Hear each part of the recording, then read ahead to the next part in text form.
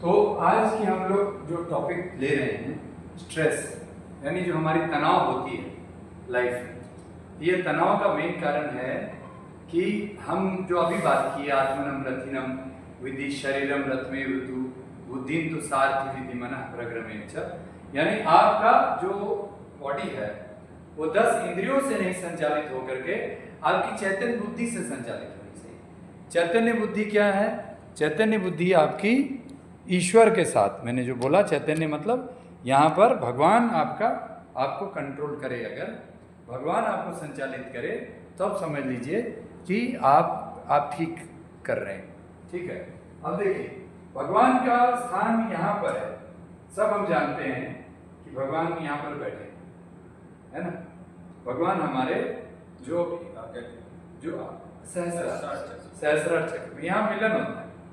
यहाँ पर जो हम संसारिक लोग हैं, जो भगत है, उसका ईश्वर के साथ मिलन का ये स्थान है, तीसरा नेत्र, थर्ड आई ऑफ कॉन्शियसनेस। ये जो ईश्वर का जो स्थान है, इस ईश्वर के स्थान को भी हम लोग डिफाइन कर सकते हैं प्रकृति के साथ। यहाँ से देखिए, भ ग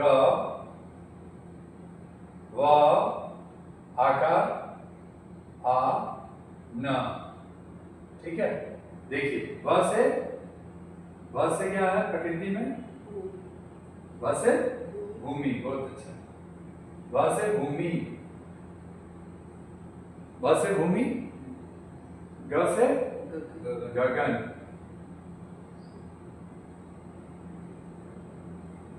है ना। व से वायु, अभी आपका गगन हो गया, इसलिए आकार अ से अभी आकाश नहीं हो सकता, तो अ से क्या बच गया? अग्नि। अ से अग्नि, ये आकार है ना, इसको आ मान लीजिए, ऐसे वाला अग्नि। ठीक है, न से नीर।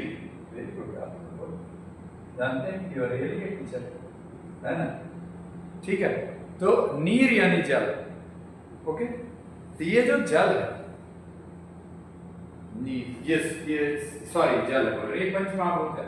भ ग व आ न, तो क्या मतलब भगवान पंचमहाभूत है? महाराज, क्या भगवान ये पंचमहाभूत है? क्या ये प्रकृति है? तो क्या ये प्रकृति नहीं है? ऐसा बोलो, क्या ये भगवान प्रकृति है? मतलब ये पंचमहाभूत है भगवान? पृथ्वी जल अग्नि क्षिति जल पावा गगन समीर, यानी भूमि गगन वायु अग्नि और जल, यानी पृथ्वी जल अग्नि वायु आकाश है। क्या भगवान प्रकृति है? तो फिर प्रकृति नहीं है तो फिर भगवान का नाम ऐसा क्यों? प्रकृति से भी ऊपर। हाँ, ऊपर मतलब कहाँ? प्रकृति के अंदर की बाहर? अंदर भी बाहर भी, चारों। हमारी दर्शन क्या कहती है? पुरुष और प्रकृति। पुरुष और प्रकृति क्या है मिलाकर? पुरुष और प्रकृति, पुरुष जानते हैं अर्धनारीश्वर।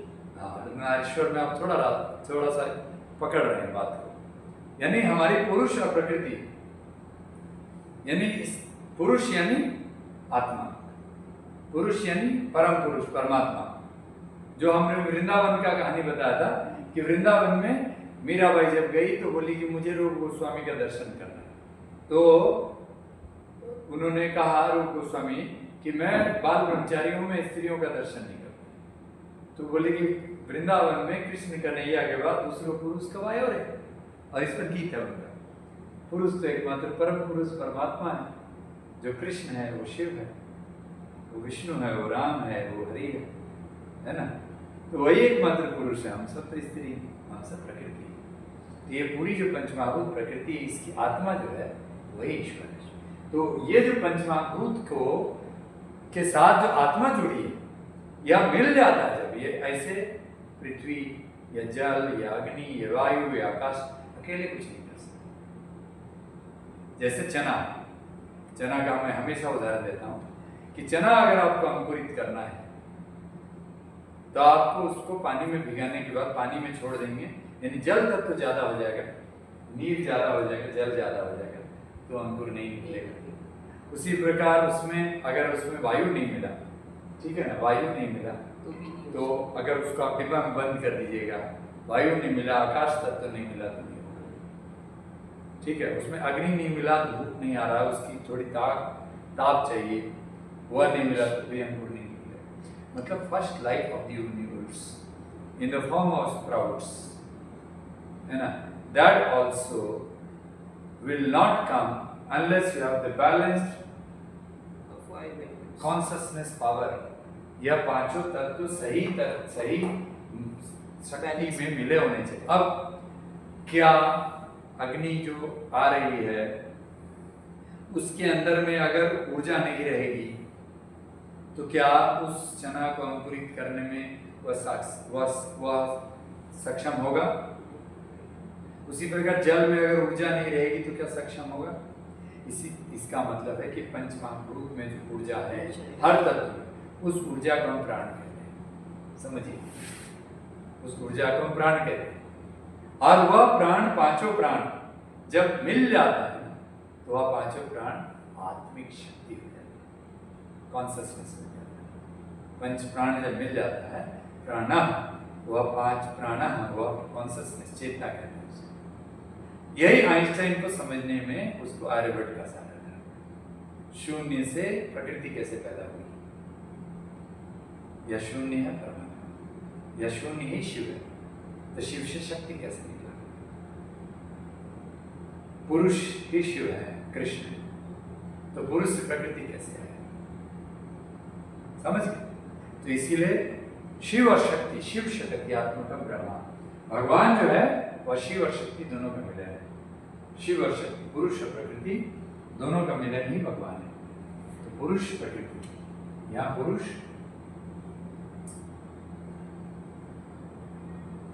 प्लस प्रकृति,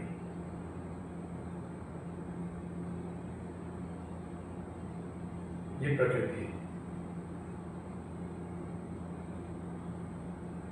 ठीक है। इस दोनों में मिलन, अगर इसके अंदर जो आत्मा है ना, आत्मा और पंचमहाभूत, तो ये प्रकृति पंचमहाभूत का है, ओके। और इसको कंट्रोल करने वाला कौन है? पुरुष, ठीक है। तो इसको कंट्रोल करने वाला जो पुरुष है, यानी इसको आप आत्मा कह दो,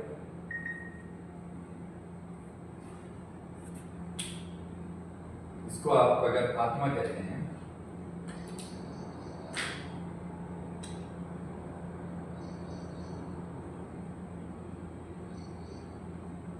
ये आत्मा है मान लीजिए, ठीक है, ये प्रकृति है, ओके। ये आत्मा, पुरुष और आत्मा एक चीज है, और आत्मा के साथ साथ ये शिव भी है। ये प्रकृति को आप शक्ति कह सकते हैं। तो शिव और शक्ति मिलकर के ये ब्रह्म है, यानी समझ में आ रहा है? ये ब्रह्म है, इसको आप ब्रह्म कहते हैं।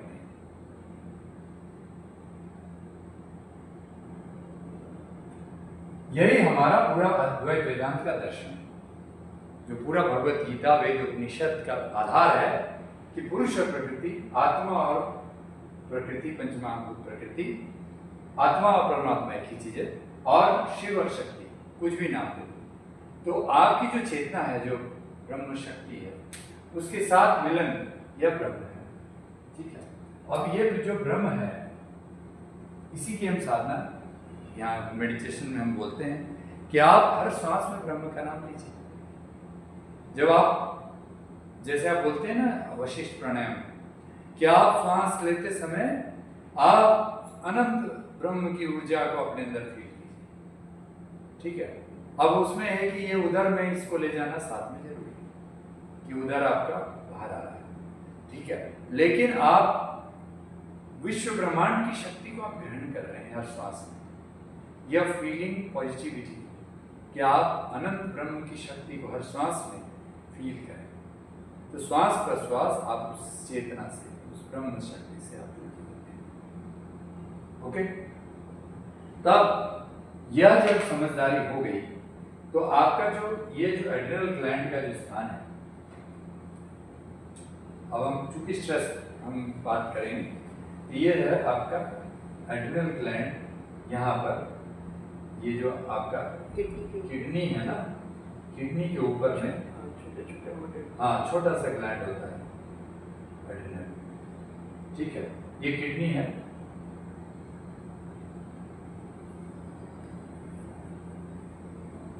ओके, अब ये नीचे है, नाभि से थोड़ा सा नीचे, यहाँ पीछे में है, ठीक है, इस जगह। ओके, तो अब हमारा जो किडनी है उसके ऊपर में एड्रिनल ग्लैंड है, यह कॉर्टिसोल सेक्रेट करता है, एड्रेनलिन, एड्रिनोकॉर्टिकोट्रोपिक हार्मोन, ACTH। ये हार्मोन कब डिस्टर्ब होता है? जब आपका ईश्वर से कनेक्टिविटी नहीं रहता, तब वो व्यक्ति अपने पंच महाभूत भगवान को डिस्टर्ब करता है, भगवान के साथ खिलवाड़ करता है। आप सोच लो, प्रभु जी पराठे क्यों खाते हैं, पूड़ी क्यों खाते हैं, ये मैं बता रहा हूँ। पराठे और पूड़ी हम सुबह सुबह इसीलिए खाते हैं, और जिनको पूड़ी पराठे पचते नहीं वो भी खाते हैं, और अर्थराइटिस लेकर परेशान होते हैं, स्पॉन्डिलाइटिस और स्पॉन्डिलोसिस होता है, वह इसीलिए सर्वाइकल हो या लंबा स्पॉन्डिलाइटिस हो या आपका ऑस्टियोपोरोसिस हो या ऑस्टियोआर्थराइटिस हो, या इसीलिए होता है क्योंकि जो आप खाते हो पचता है। वो आप क्यों नहीं पचता है? क्योंकि आप खाते हो ईश्वर से बात नहीं करके। आपका जो पिट्यूटरी ऑफ पिनियल ग्लैंड है वो आपको संचालित नहीं करता, क्योंकि आप ये pituitary, third eye of consciousness, opinion, ये आपको संचालित नहीं करता। पिनियल ग्लैंड और पिट्यूटरी ग्लैंड ये संचालित नहीं करता। आपको संचालित कौन करता है? आहार, निद्रा, भय, मैथुन, food, fear, sleep and sex are the four propensities of the animals. आहार, निद्रा, भय, मैथुन च सामान्य निमित्त पशु विनारणम, खाना खाना, सोना, डरना और संभोग करना, ये पशु वृत्ति आपकी 84 लाख योनियों से आती हुई, आप जब मनुष्य का शरीर धारण किए तब भी आपने भगवत धर्म का पालन नहीं किया, ईश्वर के साथ कनेक्टिविटी नहीं बनाया, और इस शरीर में भी आप बचपन से, है ना, आप छोटे बच्चे को भी आप भगवत नहीं पढ़ा के उसको बोलते हैं चल बहुत अच्छा डिस्को आ रहा, हनी सिंह के गाने में बच्चा नाचता है और उसी को कॉपी करता है, और फिर उसके बाद उसी पर वो कोई प्रोग्राम होगा तो उसी को सुनाएगा भी, उस तरह के नृत्य करेगा। और बच्चे को मैगी चाहिए, बच्चे को चिप्स चाहिए, लेकिन बच्चे को सब्जी नहीं चाहिए, फल नहीं चाहिए। आप अगर उस घर जाएंगे किसी के, आप अगर चॉकलेट लेके जाएंगे तो अच्छा, कई ब्रांड के चॉकलेट, लेकिन अगर आप फल लेके जाएंगे तो क्या बोरिंग अंकल आंटी क्या लेके आ जाते, फ्रूट कोई चीज है। अभी पंडित जी, आचार्य जी आए थे लेने, तो हमारे लिए फल लेकर आए, है ना। अब जो हम जैसे लोग हैं, हम लोग प्रकृति वाला काम नहीं करते। बच्चों को हम लोग वो नहीं खिलाते जो बचपन का आहार है।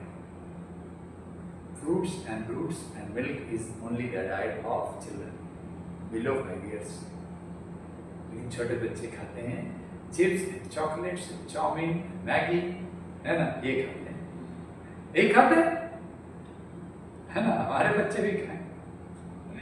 इसीलिए हम रहे शहर में तो भोग की दुनिया में, हम कीचड़ में कमल बनने की कोशिश कर रहे हैं तो उसमें कीचड़ भी लगता है।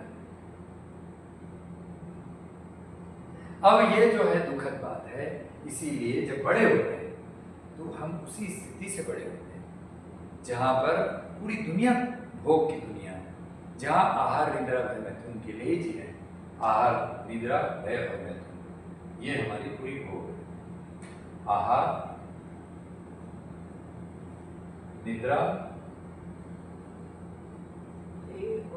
भय, मैथुन। ओके, जिसमें फूड, फियर, भय हो गया, याद रखनी है। श्लोक में वो निद्रा पहले, आहार, निद्रा, भय, मैथुन सामान्य निमित्त पशु विनारण, वो पशु का काम, खाना खाना, सोना, डरना और संभोग करना, है ना। फियर, स्लीप एंड सेक्स, ठीक है, ये ऐसे करके FFSS याद करके। अब ये किसका काम है? ये उनका पशु। धर्मो ही तेषां, देखो विशेषो धर्म न पशु भी समान। तो इसीलिए अगर हम धर्म के रास्ते पर नहीं चलते, जो हमारा आधार है, हम जीवन का आधार है, मूलाधार चक्र में 4 पुरुषार्थ, ये पुरुषार्थ है। जब हमारा बचपन से ही हम जीवन पुरुषार्थ के लिए नहीं लेकर चलते,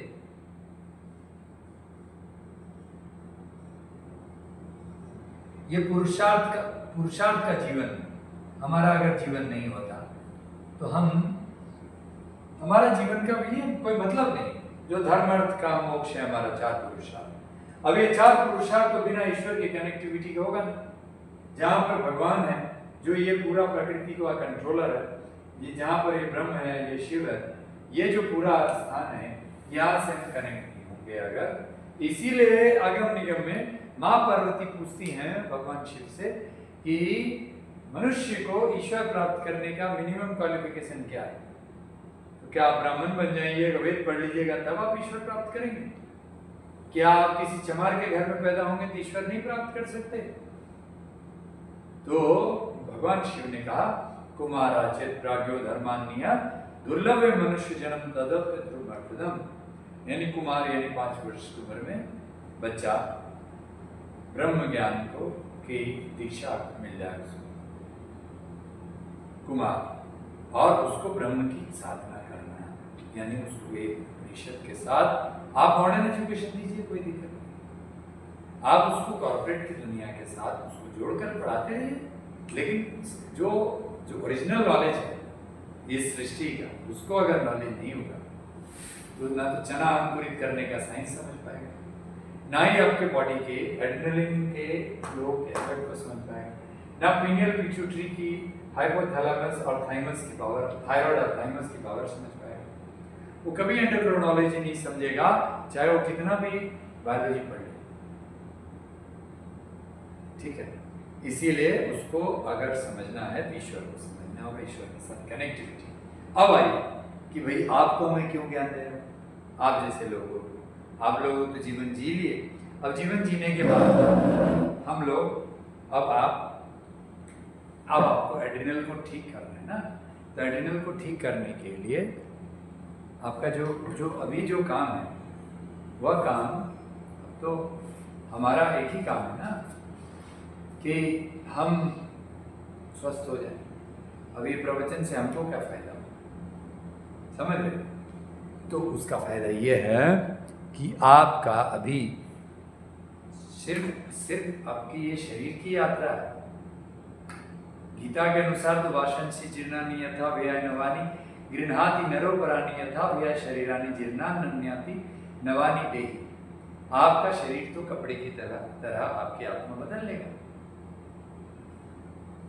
और वो जब शरीर आपका बीमार हो जाएगा छोड़ दे। तो अब हम आते हैं इसको थोड़ी सी, इस श्लोक को मैंने ऐसा नहीं बोला कि आपको शरीर छोड़ देंगे, आचार्य जी क्या डुबा रहे हैं, है ना। अरे शरीर छोड़ेंगे मुक्ति मोक्ष होगा, तब जाकर के हम जागृत होंगे। तो अभी क्या फायदा? तो अभी ये फायदा है कि आपकी शरीर बनी है ऑर्गन से, ब्रेन है, हार्ट है, लंग्स है, फिर उसके बाद आपकी यहाँ पर आपकी लीवर है, इधर पैंक्रियाज है, यहाँ स्टमक है, इंटेस्टाइन है, किडनी है, नीचे लेडीज में यूटेरस है ना, ये यूरिनरी ऑर्गन है, फिर हैंड्स है, लेग्स है, ये सारे ऑर्गन्स हैं ना। अभी ऑर्गन से किससे बने? टिश्यूज यानी सात धातु से, रस, रक्त, मांस, मेद, अस्थि, मज्जा और शुक्र। ये बेवकूफ जो मॉडर्न मेडिकल साइंस है उसको ही बताएंगे कि सात धातु से टिश्यूज बनते हैं। इसका नाम ही है शब्द धातु यानी टिश्यूज, 7 टिश्यूज। अब ये इससे बने तो एक एक सेल्स और उससे सेल्स, उसके अंदर सेल्स है टिश्यूज के अंदर, तो एक एक सेल्स जो बनेगा, क्या उस सेल्स में ये वाला श्लोक जारी नहीं होगा? क्योंकि बनाया उस शरीर को भगवान ने, तो बोल रहा है कि एक सेल मरेगा तो वह जो चेतना उस सेल में, क्योंकि पंचमहाभूत के अंदर एक एक पंचमहाभूत में जब छोटा सा अंकुरित हो रहा है चना, तो उसके अंदर में ईश्वर है, तभी वह अंकुर जीवन है, जिसको जैनी इसीलिए नहीं खाते क्योंकि उसका पहला जीवन होता है, तो बोलते पहला जीवन नहीं खाते। ठीक है, वह जीवन परिपक्व होकर फल के रूप में आ जाता है, तभी हम ग्रहण कर सकते हैं। ये जैन धर्म का अपना विज्ञान है। वो अंकुरित नहीं था। वो अंकुरित नहीं था जैन, लेकिन वो एक्सट्रीम है, उनका अपने साधना है। लेकिन अब है कि जो सनातन धर्म के लोग खाते हैं, क्योंकि जीवन जीवश्य भोजन, आपकी जीवन आ गई तो आपको लेना है। जीवन किसी भी रूप में आ गई, आप जीव हत्या नहीं कर रहे उसमें, क्योंकि जीवन चाहिए। आप सूखा हुआ चीज नहीं खा सकते।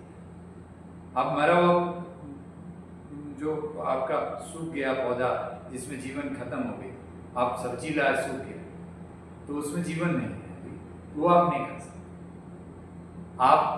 आप गेहूं लाए, गेहूं को आप अंकुरित कर दोगे तो उसमें जीवन बचा हुआ है। अब उस गेहूं को आप पिसवा दिए, पाउडर बना दिए, लेकिन उसके एक सेल्स में अभी भी जीवन है।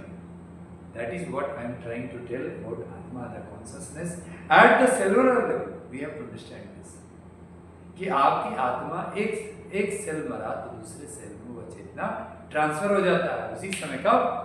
जब आप सेलुलर लेवल पे अपनी कॉन्शियसनेस से हर समय बॉडी को ये 7 धातु ठीक से बनाना जानते हैं। लेकिन 80 साल की उम्र में भी आप पनीर पकौड़े पराठे खाएंगे, पूरी पनीर पराठे खाएंगे, तो आप कैसे सेलुलर लेवल पे सेल्स को ठीक करेंगे? 7 धातु कैसे बनाएंगे? टिश्यूज कैसे क्रिएट करेंगे?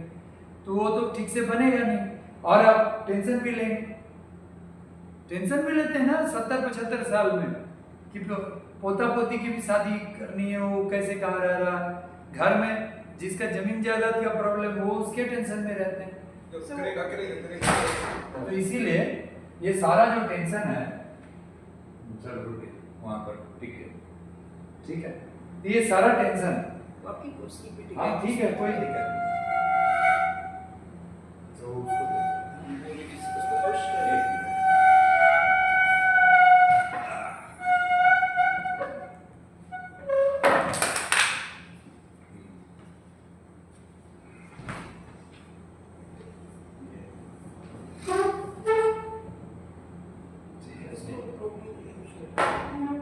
पीछे वो चिकना है ना दीदी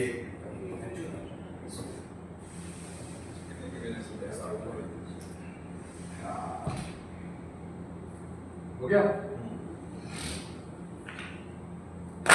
थैंक यू। ये योगी लोग का काम है, कीन ऑब्जर्वेशन।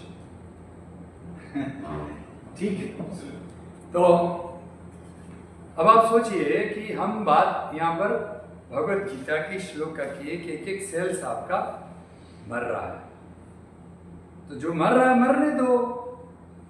दूसरा है कि आप अच्छे से 7 धातु क्रिएट करो, रस रक्त मांस मेद अस्थि मज्जा और शुक्र, समदोषा सम अग्निशा सम धातु मल क्रिया। आपका मल और मूत्र, पसीना और मासिक जब तक होता था, यह सब ठीक नहीं होगा, यानी शुद्धि नहीं होगी, अपान वायु ठीक नहीं रहेगा, तो आपको बात होना ही है। पित्त दोष होगा, फिर बात होगा, गैस बनेगा। आप पूरी पराठे खाइए, कोई मना ही नहीं, लेकिन आप गैस बनाइए और वो गैस एसिड बनेगा। अभी एक पेशेंट को देख के आ रहे, वो पेशेंट आज बेड रिडन है, आज वो व्हील चेयर पर है, और वो पेशेंट का डाइट पूछा अभी भी, तो अभी भी वो खाना खाते हैं जो 20 साल से खा रहे हैं। रोटी सब्जी चावल दाल भी अरहर की, कोई ऐसा नहीं मूंग की दाल जो सुपाच्य हो आसानी से बच जाए, सारा खाना खा रहे हैं। तो सब खाना जब खाइएगा, वो सभी पेशेंट खाते हैं, ऐसा नहीं कि एक ही पेशेंट से मिला तो ऐसा ही है। हम जिस भी पेशेंट से मिलते हैं सब खाते हैं, पनीर भी खाते हैं, पराठे भी खाते हैं, जो घर में बनता है ना सब। वो 20 साल का बच्चा जो खाना खाता है वो 70 साल 80 साल के लोग भी खाते हैं। अब आप सोचो कि जब आप ये जब करोगे तो आपका तो पाचन नहीं होगा। मुझे तो गेहूं की रोटी नहीं पसंद, मैं गेहूं की रोटी खाता हूँ तो मुझे इंडाइजेशन होता है, बात हो जाता है। इंडाइजेशन के बाद क्या होगा? अब वो गैस बना, गैस बनने के बाद ये होगा, गैस वात बनाएगा या पित्त दोष करेगा।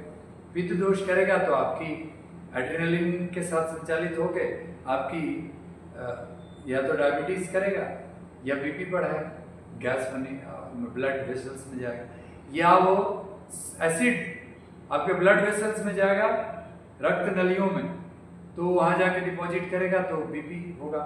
वही बीपी बढ़ते बढ़ते कहीं ब्लॉकेज कर देगा तो बोलेगा फिर वो आपकी हार्ट की ब्लॉकेज हो गई तो स्टंट डाल करके उसको फैलाएंगे या बैलूनिंग करके फैलाएंगे या जैसे भी करके फैलाएंगे, ठीक है।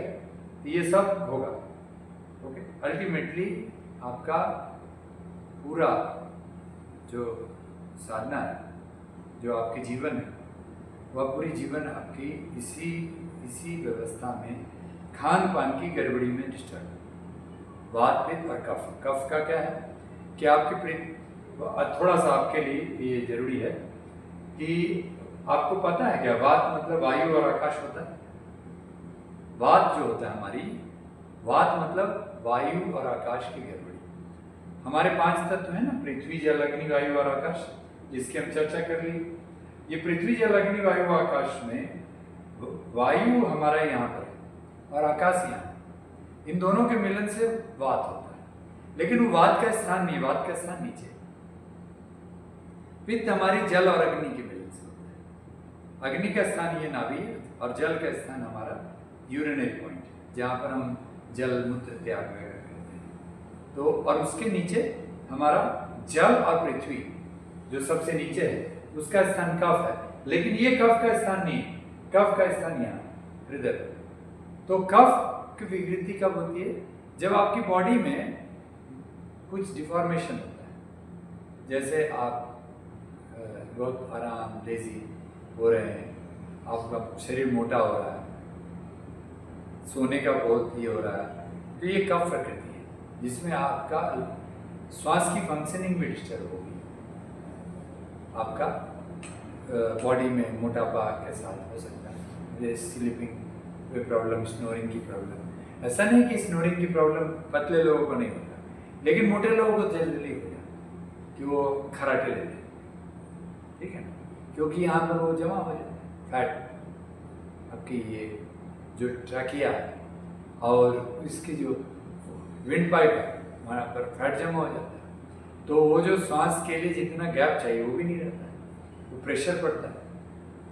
तो सीपैप मशीन लगा के उसको फैलाते रहते हैं, रात में सोते हैं, लेकिन उससे क्या हो, तो उसको प्राणायाम कराओ, जय प्राणायाम कराओ, सिंहासन कराओ और उसका खाना ठीक करो, उसको भी पित्त से फिर दूर करो।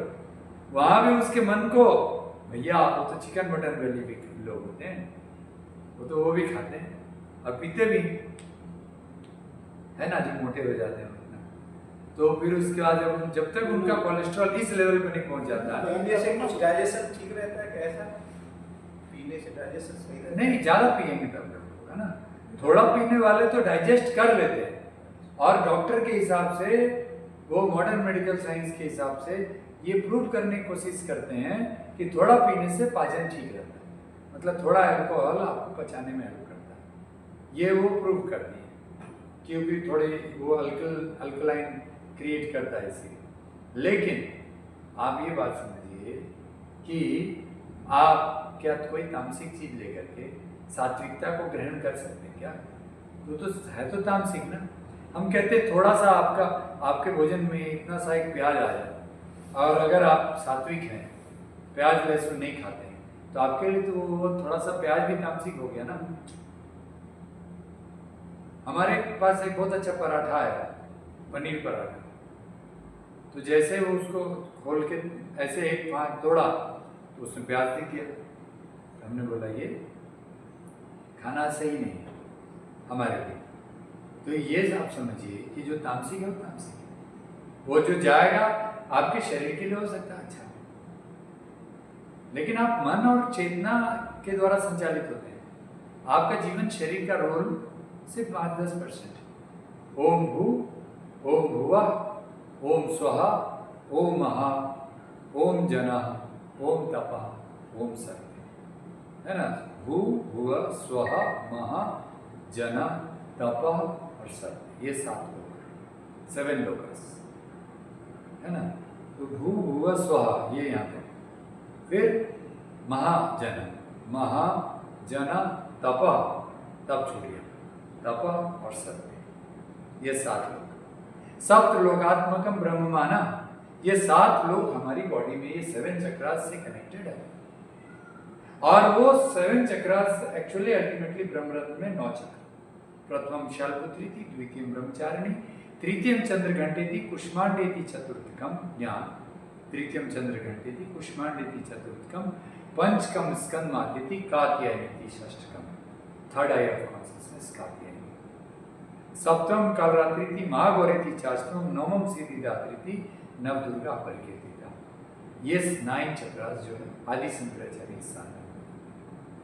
अब ये सारा चीज इतना बढ़िया यूनिवर्सल कॉन्शियसनेस जो हमारी पूरी एंडोक्रोनोलॉजी के साथ कनेक्टेड है, पूरी बायोसाइकोलॉजी है, जो आहार के ये सब धातु के साथ कनेक्टेड है, इसको हमको समझने के लिए हमें चेतना को जागृत करना, यानी स्ट्रेस हमेशा से होता है इसीलिए रहा क्योंकि हमने कभी भी यह विज्ञान ना तो हमारे भारत के लोग, बड़े लोग, ज्ञानी लोग को बताए, और ना ही कोई डॉक्टर बताया।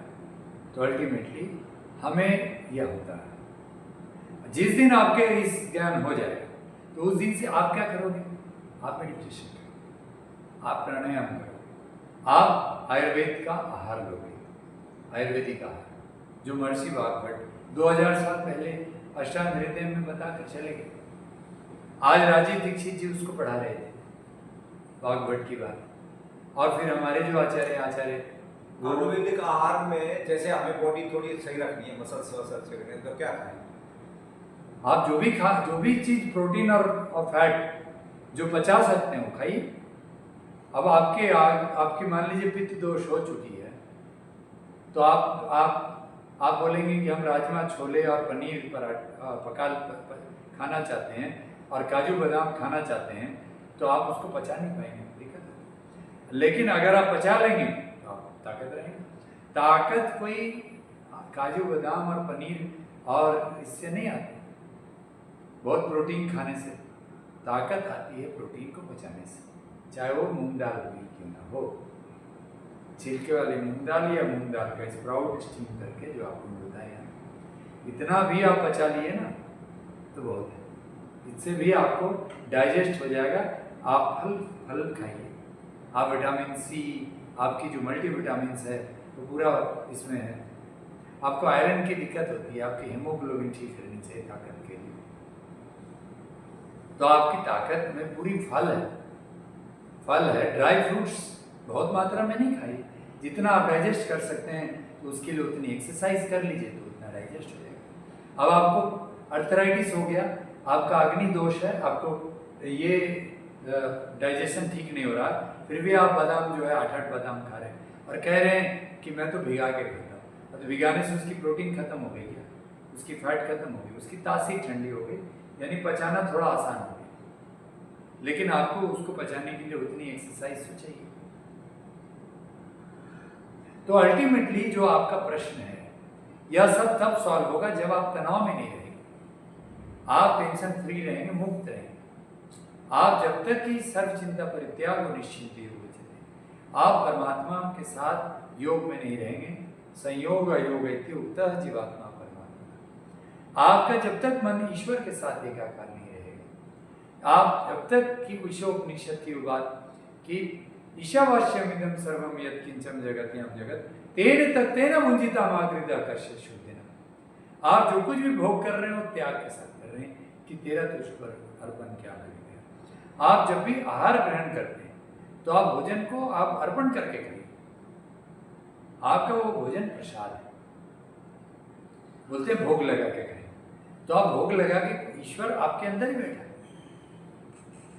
और वही ईश्वर आपके माध्यम से आपकी शरीर को पोषक बनाता है, आपके सप्त धातु को ठीक करता है, आपकी रस, आप बोले ताकत चाहिए, आपका ब्लड ठीक होना चाहिए, हीमोग्लोबिन अच्छा होना चाहिए, रस, आपकी फ्लूइड, बॉडी में फ्लूइड क्या, पूरी हार्मोन्स, आपकी जितनी जो 70% जो ब्लड ये वाटर है वो आपकी डिस्टर्ब होगी तो ये सब बढ़ जाएगी। बिलीरुबिन आपका बढ़ जाएगा, एसजीओटी एसजीपीटी डिस्टर्ब हो जाएगा। ये सिर्फ रस धातु की गड़बड़ी, समझे? और वो कहाँ गड़बड़ होगा? जब आप तनाव में जाएंगे तब आप क्या करेंगे? आप जल तत्व कम कर देंगे। टेंशन जब रहेगा तो पानी कम पिएंगे, और टेंशन जब रहेगा तो आप जंक फूड खाएंगे। टेंशन जब रहेगा तो आपको पूरी पराठे टाइप की चीजें अच्छी लगेंगी, आपको फल फूल वाली घास फूस वाली चीजें अच्छी नहीं लगेगी। ये इसका नेचर है एसिड का, जो एसिड क्रिएट करता है। अब होता क्या है, जब आपको तनाव होता है, तो तनाव जब होता है तो आपकी लेफ्ट नॉस्ट्रिल कम हो जाती है, यानी पैरासिम्पैथेटिक नर्वस सिस्टम आपकी डिस्टर्ब हो जाती है। जैसे ही इसकी ओवर सेक्रेशन होती है तो आपकी पैरासिम्पैथेटिक की जगह सिंपैथेटिक नर्वस सिस्टम आपकी राइट नॉस्ट्रिल की फ्लो तेज हो जाती है। दाहिनी नासिका ज़्यादा चलेगी, बाईं कम चलेगी। बाईं कम चलेगी तो आपकी डाइजेस्टिव जूस की सेक्रेशन ठीक नहीं होगी, आपकी श्वसन क्रिया, हार्मोन की श्वसन क्रिया, हार्ट की फंक्शनिंग, लंग्स की फंक्शनिंग ठीक नहीं होगी। यही दोनों तो मेन है जिससे आपकी ये 7 सब ताकत की जो बात कर रहे हैं, वो फिर मांस रक्त बनाएगा अच्छा से। जब ये ठीक से डाइजेस्ट होगा तब ना आपका खून बनेगा और फिर मांस बनेगा, पकड़ेगा। नहीं तो क्या होगा? पेट बड़ा हो जाएगा, फैट हो जाएगा, एक्स्ट्रा चर्बी हो जाएगी। आपको चर्बी चाहिए। विदाउट फैट जो tendons and ligaments will not be develop. आपकी अर्थराइटिस ठीक ही नहीं होगी, आपकी मेद धातु अगर ठीक नहीं हुई। प्रोटीन चाहिए आपको, प्रोटीन डाइजेस्ट करना पड़ेगा, लेकिन वो प्रोटीन अगर आपको नहीं डाइजेस्ट हो रहा फिर नहीं चलेगा। तो उसकी डाइजेशन के लिए क्या करना चाहिए? तो डाइजेशन के लिए बोला ना कि पहला चीज है कोर्टिसोल की सेक्रेशन बढ़नी नहीं चाहिए, क्योंकि जैसे होगा तो आपकी वो जो आपकी यहाँ एड्रिनल की सेक्रेशन, सॉरी यहाँ जो पैंक्रियास है, और उधर हमने उस चार्ट उधर देखे थे, वहाँ पैंक्रियास दिख रहा है और लीवर दिख रहा है आपको। पैंक्रियास, हाँ, पैंक्रियास इधर है और लीवर है उधर, हाँ, ठीक है, हाँ, ओके। तो लीवर और पैंक्रियास, अब लीवर हमारा बाइल जूस सेक्रेट कर रहा है, उसमें गॉल ब्लैडर में वो स्टोर कर देता है, ठीक है, ओके।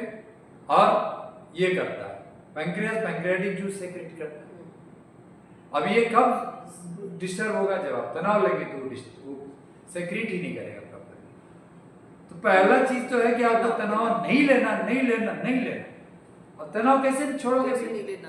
तनाव कीर्तन करके, भजन करके, सेवा करके, सत्संग करके, उसके बिना तनाव दूर ही नहीं हो सकता। आप म्यूजिक में भाग लीजिए, पेंटिंग कीजिए, you have to channelise your mind towards the supreme consciousness.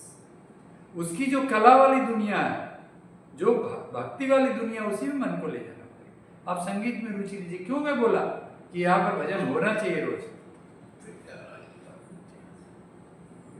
धीरे धीरे पूरा मैट किया रहा है, मैट देखिए जरा इसको पॉज करें।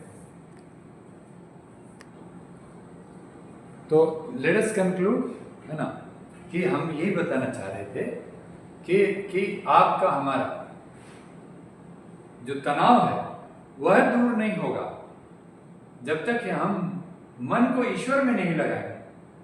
आहार निद्रा भय मैथुन से बाहर नहीं निकलेंगे। खाना खाएंगे बहुत जरूरी है, लेकिन हम खाना अर्पण करके करें। हम एकादशी का व्रत जब होगा या जो भी व्रत करते हैं वो जरूर करेंगे। हम सोने के पहले ईश्वर को याद करके हाथ पैर धोएंगे। हम गुरु पूजा करके सोएंगे, चाहे जो भी आपको साधना सीखे हैं वो करके सोएंगे। और हम सही समय पे पहले सोएंगे और ब्रह्म मुहूर्त में उठेंगे। 4 बज के कुछ मिनट या 4 बजे के आसपास में आपका हमें प्रणाम मिलता है ब्रह्म मुहूर्त में, और उसी समय मैं भी उठता हूँ। लेकिन मैं साधना में रहता हूँ अपनी, तो मैं रिप्लाई करता हूँ थोड़ी 1-2 घंटे। लेकिन मैं ये कहना चाहता हूँ कि आप 4-5 बजे, 3 बजे से लेकर के 6 बजे के बीच आप उठ गए, तो उसके लिए पहले आपको 6 घंटा पहले सोना पड़ेगा ना, कम से 7 घंटे नहीं तो 6 घंटे सोइए। अब आप निद्रा को आप बोलिए मोबाइल में फंसाए हुए हैं और मन को बहुत सारी परेशानियों में फंसाए हुए हैं, तो आपको स्लीपिंग पिल लगेगा। उसके लिए योग निद्रा सीखी। अरे भाई ये योग निद्रा में ही तो मतलब है वही भगवान को जानिए ना। योग निद्रा में भी तो ईश्वर लाना है। योग तो ईश्वर, योग का मतलब तो ईश्वर के साथ मिलन है। अब तो उसमें कम आवर में काम चल जाएगा ना। अरे प्रभु योग निद्रा भी आपको बोलेंगे पैर की उंगलियों पे ध्यान दीजिए, एड़ियों पे ध्यान दीजिए, और उसका मन ध्यान नहीं जा रहा है क्योंकि वो तनाव में ईश्वर के साथ कनेक्ट है। भजन लगा दीजिए और उसके साथ आप पैर के अंगूठे से एड़ी से घुटने से ये शरीर के अलग अलग अंगों तक आप ऊपर पहुंचते पहुंचते सही में सांस हो जाएगा। लेकिन पहले ब्रह्म, मैं सुबह की साधना में जो ब्रह्म का नाम क्यों लेते, ठीक है यहाँ कोई मुसलमान आ जाएगा तो फिर हम उसको बोलेंगे तुम अल्लाह ले, ठीक है। आप बोले, हमसे लोग पूछते हैं कि आचार्य जी हम ब्रह्म के अलावा कोई और नाम ले सकते हैं? हम बोले जो भी लेना ले लो, लेकिन भगवान का नाम जरूर लो अपने श्वास के साथ। ईश्वर प्राणिधान, ईश्वर, अपने प्राण को ईश्वर में अधीन कर दो, तभी जीवन ठीक चलेगा। आप राम को भक्त हैं, राम हर श्वास में राम राम करो। अरे राम माला से मत करो, श्वास के साथ करो। श्वासों की माला जब ले तेरा मुक्ति गारंटी।